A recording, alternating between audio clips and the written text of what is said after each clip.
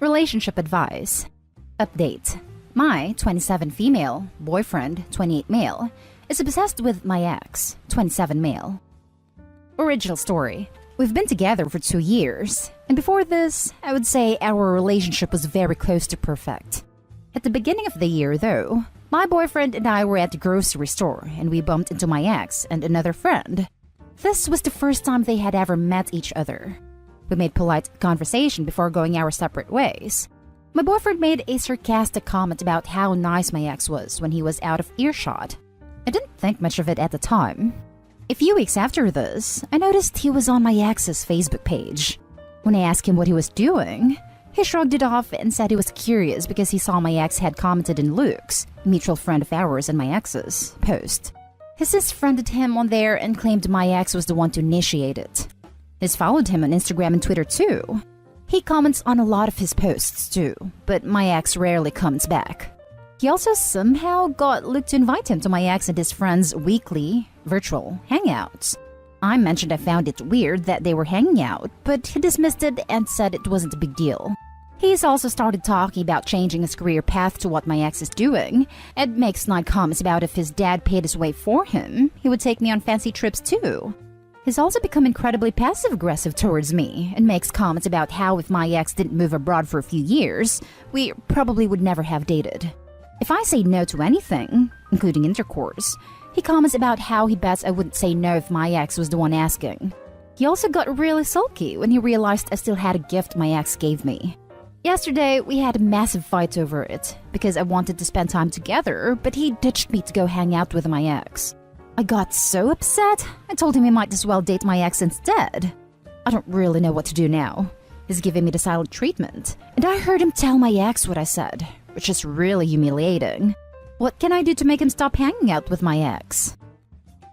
Now for the top advice before reading the update. If you want to be so much like my ex, I'll just break up with you too. Red flags all around. It sounds like your guy is deeply insecure and channeling that insecurity into loathing. He's already taking it out on you, manipulating you, pressuring you in the bedroom, even attempting to turn your seemingly amicable ex on you. He's pushing your boundaries, and his demands are impossible. Nothing you do will fix his insecurity, and so he will continue to lash out and demean you. I know, because I have been there. This relationship sounds nothing close to perfect. I sincerely hope you distance yourself from him and get some perspective. Best of luck. Hey, so you mentioned that your relationship was close to perfect before this, but considering this started nearly a year ago, this new dynamic characterizes almost half of your 2 years together. Sounds a lot like he had on a honeymoon period mask and has now revealed his true colors. Sorry, but I don't think getting your boyfriend to stop hanging out with your ex solves your problem. Your current boyfriend has serious issues and is demonstrating a willingness to try to build himself up by tearing you down. He also is apparently pretty manipulative and controlling. So many red flags. He's managed to make you rethink ever saying no to him because you're trying to avoid a manufactured fight in which he compares himself to your ex. He sulks to get his way. He guilts you to get his way by saying you probably wouldn't say no to your ex. Passive-aggressive, etc. It appears he's testing your boundaries to figure out what emotional manipulation he can apply to get his way. He's punishing you by weaponizing things you say while discussing your relationship with him and telling them to others to shame you and make you less likely to advocate for yourself later. Kind of sounds like he's trying to make you jealous to prove you love him more, possibly stemming from insecurity, but could be more malintentioned than that. Constant testing of affection is not a great strategy for longevity. He's insincere. The two-faced thing he has going on with snide comments about how nice your ex was, and making fun of the opportunities/connections your ex had in his career at the same time as he's trying to build a relationship with him to leverage his career connections, is definitely going to catch up with him. The way you describe it, it's deeply creepy how he manipulated his way into your ex's friend circle. I'm sure you want back the boyfriend you thought you had prior to this revelation, but he probably doesn't exist. This is who you're dating. Even if you get him to stop hanging out with your ex, he's demonstrated how he interacts in relationships once he's made it to the comfort level. He will use what he learned through this period to get you to think it's too much of an inconvenience to stick up for yourself in other ways. Please don't buy into the sunk cost fallacy. You've got too much of your life still ahead of you for that. Don't take my word for it, though. I highly recommend you read Lundy Bancroft's Why Does He Do That? I think you'll recognize your boyfriend. And now for the update. After my last post, I tried to take the advice into comments and suggested couples counseling. And I asked my boyfriend to cut off my ex, but he got angry at me again. He claimed I was the one who needed therapy because I had jealousy issues, and that my ex was one of his good buddies and I couldn't dictate who he was friends with. Then a week later, he had another hangout with my ex and his friends, where he proceeded to very loudly tell them how I was so insecure, and I was trying to tell him who he could speak to. My ex and Luke had to tell him to stop, which she didn't like at all. I should have just broken up with him at this point. But I was stupid, and still clinging to the hope of my boyfriend going back to how he was. After this happened, my boyfriend was constantly making jabs at my ex and Luke, but then he would still contact them and pretend to be friends with them. Then, he became super interested in what my intimate life was like with my ex. He was constantly asking me who was better between the two of them, and he would ask me if I had done this or that with my ex. I kept telling him I didn't want to talk about it and to stop asking me. I then found out from my ex and Luke that he had been asking my ex directly the same questions, and that he had been bragging about our intimate life to his friends. My ex said he was telling me because my boyfriend made a comment about loaning me to my ex, if he ever felt like recreating old times. That was the final straw for me, and I broke up with him and moved out. My now ex-boyfriend didn't take the breakup well, and he went on a smear campaign. He even contacted my family and my ex's family to tell them we were apparently having an affair, and that he had no choice but to break up with me. It's been almost a month since we broke up, and he keeps getting new numbers to text and call me. Deep down, I think I knew this would be how things ended. I'm sad about the relationship I thought we had ending, but now that I've had space away from my ex-boyfriend, I feel much better. And it's like a huge weight has been lifted from my shoulders. Damn, consider a restraining order or something. His obsessive behavior is concerning, and it's better safe than sorry. This actually could be an option. OP, even if he doesn't seem threatening now, please keep a record of every uncomfortable text, call, post, etc. just in case. I've had to deal with a crazy obsessive ex before, and it was a very tough experience. Jesus, I am so sorry about this, but I am glad you were able to get away safely. I don't want to alarm you, but if he is still harassing you, then you need to be concerned.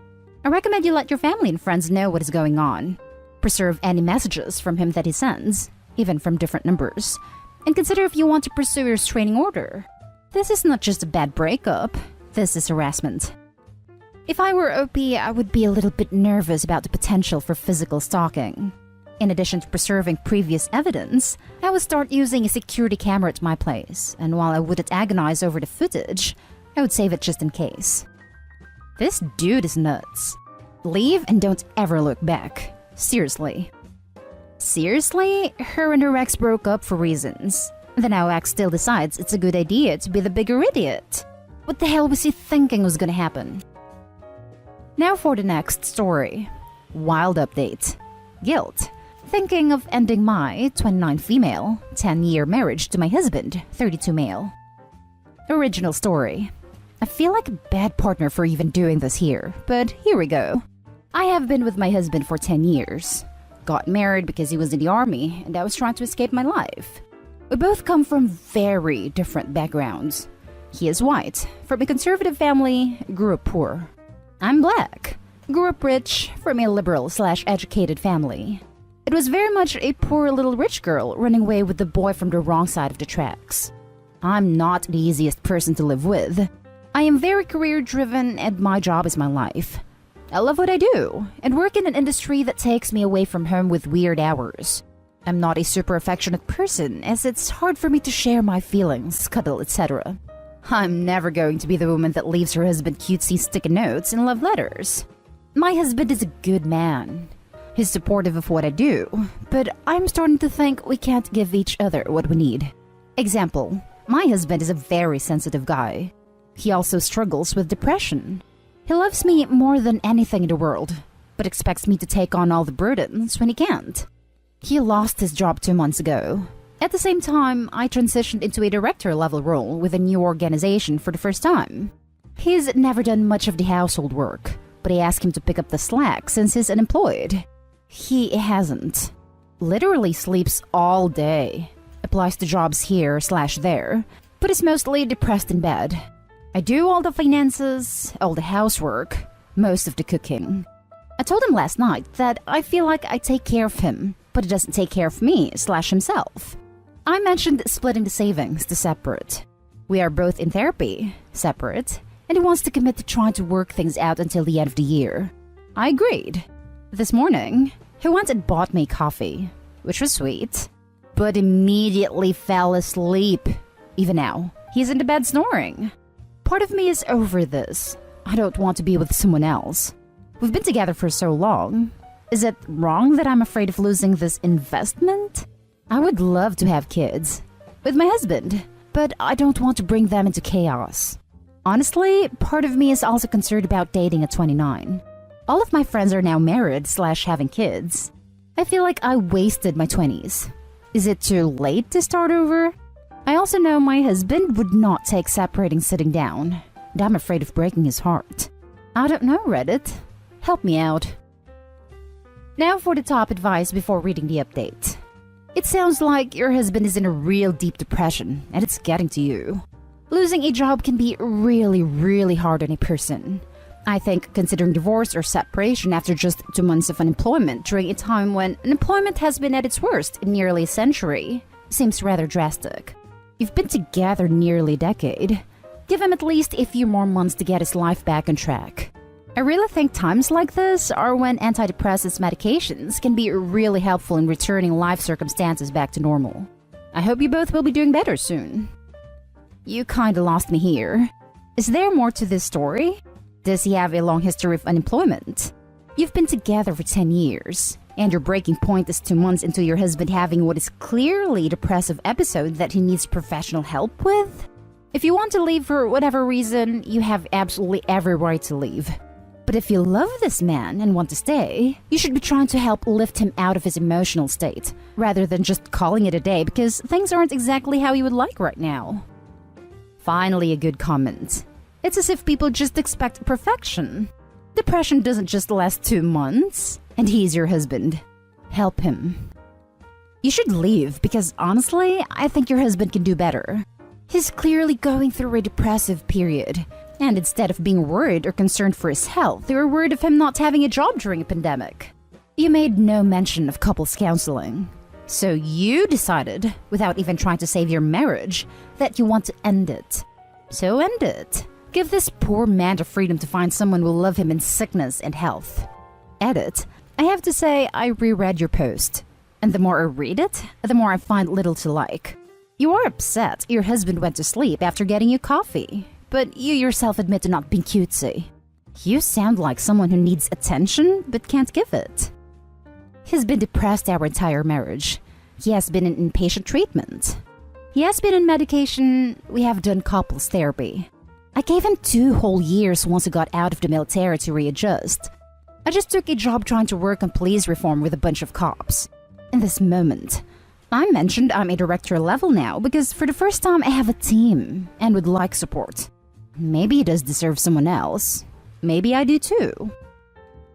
And now for the update. I posted 5 months ago about ending my 10-year marriage to my underemployed and depressed ex.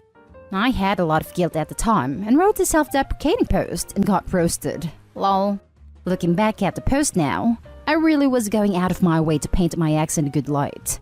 I was in love with him. I still have so much love for him after a decade and tried to protect him. I did take some advice that I got and did a collateral visit with my now ex's therapist that same week. And that meeting is when the crap hit the fan.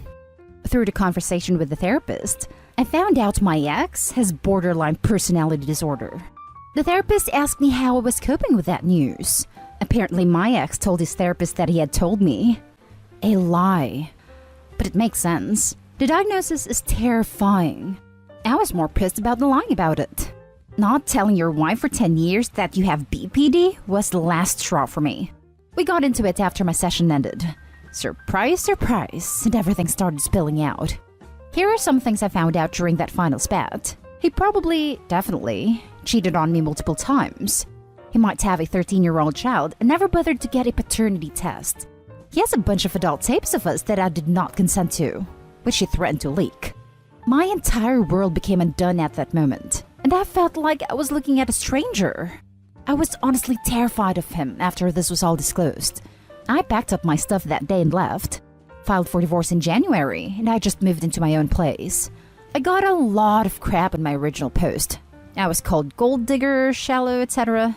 Some of what was implied about me were true in retrospect, and I don't regret posting what I did. I've been in therapy to help me understand how a 19-year-old wound up married in the first place. But that's a different story. I'm nowhere near ready to be in a committed relationship anytime soon. Anyone reading this who has a funny feeling about a relationship, follow your instincts. Maybe it's nothing, but it might also be everything. Now for closing comments. I was called gold digger. This is particularly hilarious because it sounds like you were the one paying the bills. Good lord. Thank God you got away from this dude. Literally, anytime a woman is deemed insufficiently supportive of a sad/angry partner, there will be at least one comment implying, or outright stating, that she sees him as nothing more than a meal ticket, regardless of their actual financial situation. A lot of people out there who are very quick to throw that accusations around. Can't dig for gold you don't have. I love when people say dumb stuff like that. Like, unless you're secretly a millionaire coming into inheritance, you'll have to miss me with that $50,000 salary. That's more like copper digging. I'm so sorry this happened to you. You did the right thing by getting out, and I wish you the best. Threatening to leak an adult tape is just so unbelievably low and abusive to you. Personality disorder or not? Pretty sure threatening to leak a tape is also illegal, especially if it was recorded without a party's consent.